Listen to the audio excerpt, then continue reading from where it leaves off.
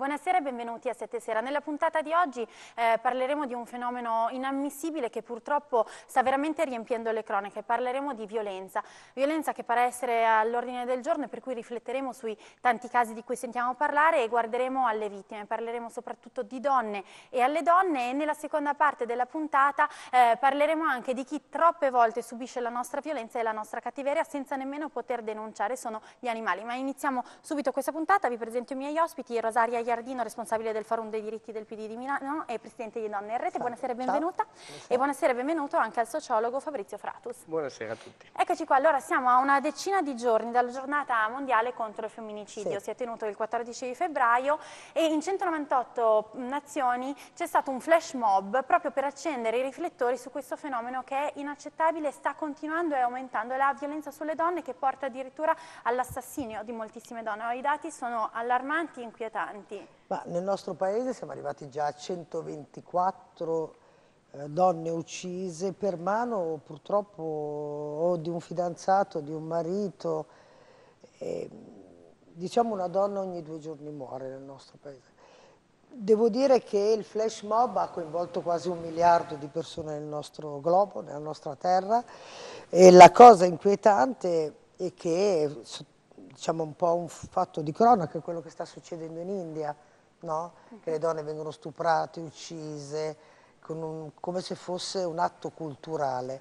Nella nostra Italia si parla tanto di femminicidio, però, ed è giusto parlarne per amor di Dio, quello che io non sento tanto parlare è come prevenire, come riuscire a prevenire un atto di questo tipo. Infatti come Donne in Rete noi lavoriamo molto sulla prevenzione, non solo sull'atto della riparazione della violenza. Quanti ragazzi giovani nelle nostre classi, nelle nostre scuole sono dei potenziali maltrattatori. Ecco, quindi bisognerebbe fare un'opera un po' di rieducazione degli uomini, dei maschi che si pongono magari con il sesso femminile in modo un po' troppo forte, un po' troppo violento. Adesso vorrei proprio sentire se ci sono degli studi in atto della sociologia, cosa succede, perché, cosa sta cambiando nel nostro paese che dovrebbe essere civilizzato, dovrebbe andare incontro a una maggior civilizzazione, invece stiamo tornando indietro. Soprattutto io volevo capire, i casi di cronaca ce ne sono tantissimi, ne sentiamo parlare quasi tutti i giorni, allora parlarne in questo modo, stupendoci, raccontando qualcosa che è successo e poi fermandoci lì, non è un rischio maggiore, non si crea il fenomeno dell'emulazione, si fa vedere che insomma chi ammazza a volte esce anche. Intanto volevo ricordare che proprio il 14 febbraio è il caso di questi giorni di Pistorius, proprio nel giorno in cui si doveva ricordare questa tragedia c'è stato uno dei più grossi fatti di questi ultimi mesi per la notorietà della persona. Nella sociologia si occupa nello specifico di questo argomento il sociologo Bourdieu, che è francese, dove accusa la società in cui viviamo, che è una società specificatamente troppo maschilista, e quindi questo è il primo problema. L'uomo normalmente, gli studi confermano questo, non riconosce un ruolo della donna se non quello che viene collocato nello specifico dallo stesso uomo, cioè sono gli uomini che decidono le donne che tipo di ruolo devono avere nella società. Quando la donna esce da questo tipo di ruolo, nascono delle situazioni per cui l'uomo reagisce in certi modi che arrivano fino all'omicidio.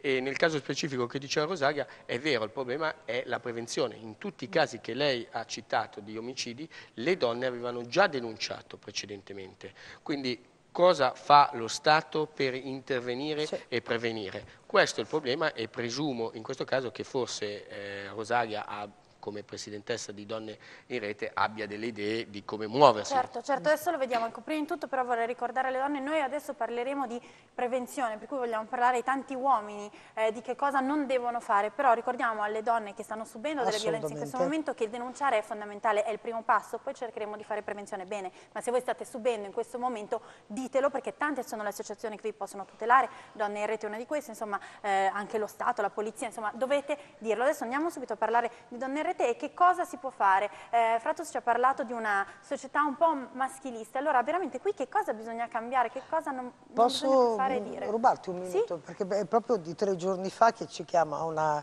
donna che ci sollecita noi come Donne in Rete, perché una donna marocchina doveva essere messa in sicurezza.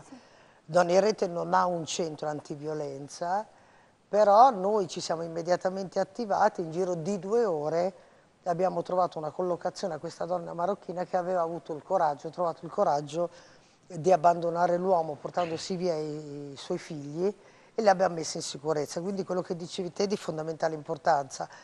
Potete farcela, dipende da voi, ma non siete sole. Cioè, se voi scrivete a www.donneirete.net, trovate l'email, trovate il nostro telefono, poi noi abbiamo un'enorme rete e in giro di poche ore vi collochiamo, perché è importante anche quando qualcuno chiede aiuto dare una risposta immediata. Esatto, e soprattutto far capire che le cose cambiano, perché il terrore delle donne è: bene, sono picchiata, mi viene fatto di tutto, denuncio, a questo punto mio marito, mio padre, mio zio, sanno che l'ho anche denunciato e mi picchiano più forte. Bravissima. Questa è la prima paura.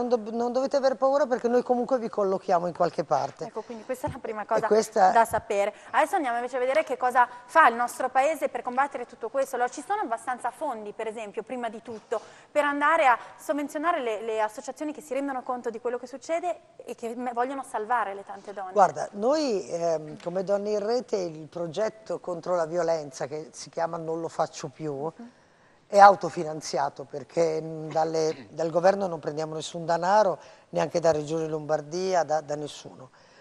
Però questo in qualche modo non è giusto, però a me lascia la libera coscienza di agire, perché non sono sotto nessun ente, quindi chiunque non attua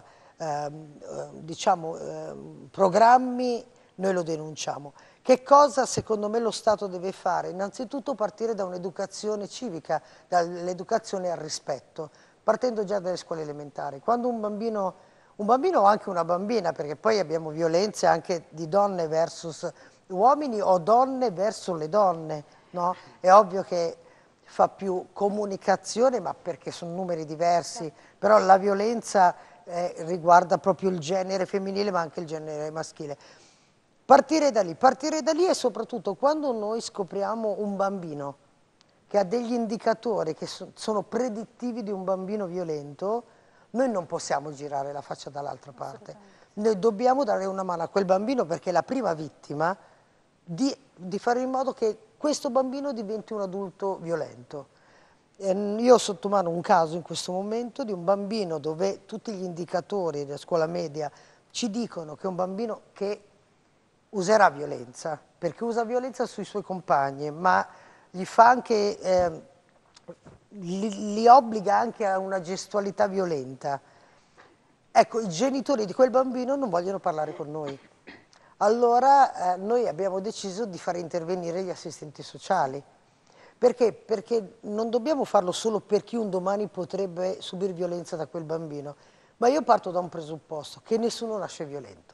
Certo, per cui anche chi un giorno sarà violento è un bambino che subisce in quel momento uno stato sicuramente non positivo. Il maltrattante, per me è una vittima, cioè se tu arrivi ad avere una posizione di forza dando un pugno alla tua compagna, c'è qualcosa in te che non va. Per cui prima di tutto cambiare la nostra cultura, andare a esaminare che cosa c'è alla base di tanta violenza, che è sempre sconsiderata, non è mai il modo giusto. Ma possiamo intervenire, quello che a me fa rabbia è che noi possiamo intervenire.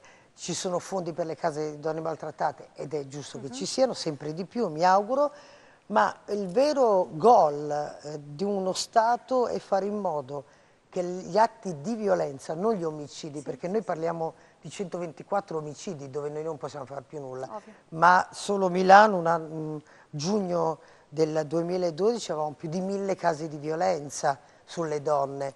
Anche quello è da combattere, violenza psicologica, violenza fisica. Allora, quanto ha fatto lo Stato per evitare uno di quegli atti? La mia domanda è, la mia risposta è non lo so. Certo, allora la risposta purtroppo non lo so, speriamo invece di sapere in un futuro, con uno Stato che si mobiliti ancora di più, con delle associazioni che fioriscano, facciano gruppo e rete sempre di più. Io vorrei far riapparire intanto il vostro sito www.donneirete.it, tutte le donne che hanno bisogno in questo momento possono consultarvi, ma magari anche chi si rende conto di vivere in uno Stato in cui potrebbe un giorno commettere qualcosa che non va bene, perché tante volte chi maltratta si rende conto che è perché è infelice, non sapete, magari già un qualche cosa, un aiuto anche lui può averlo, ecco, può autodenunciare un malessere interiore, su quello si può intervenire, sicuramente si può migliorare. Il problema è, e abbiamo un minuto, che tante volte forse ci si vergogna a dire, abbiamo visto prima tanti genitori di bambini violenti non vogliono parlarne per primi, perché la violenza a questo punto è una vergogna, non si capisce che invece è un meccanismo scardinale senza paura. È uno strano processo, in una società in cui non esiste più la vergogna perché si ruba, perché si delinque, invece in questo caso vi è la vergogna. Una cosa strana sempre è che lo Stato in questo caso non fa prevenzione e si deve sempre ricorrere al terzo settore, in questo caso a Donne in Rete, per intervenire e salvare delle donne dalla tragedia. 10 secondi finali prima di andare in pubblicità, c'è un appuntamento importantissimo a breve, il 9 di marzo. Il 9 di marzo al Tribunale di Milano ci siamo messi insieme Donne in Rete, Lions e l'Associazione Avvocati di Famiglia per parlare proprio di violenza, ma soprattutto per parlare del maltrattante e della vittima. Benissimo, ve lo ricorderemo anche subito dopo la pubblicità di questo appuntamento, perché voi due rimanete con me, continuiamo a parlare di violenza, però guardiamo agli animali, vediamo Kira, dopo sarà una delle nostre protagoniste e per aiutare loro è molto più facile, basta un po' di sensibilità, un po' di positività. A tra pochissimo pubblicità.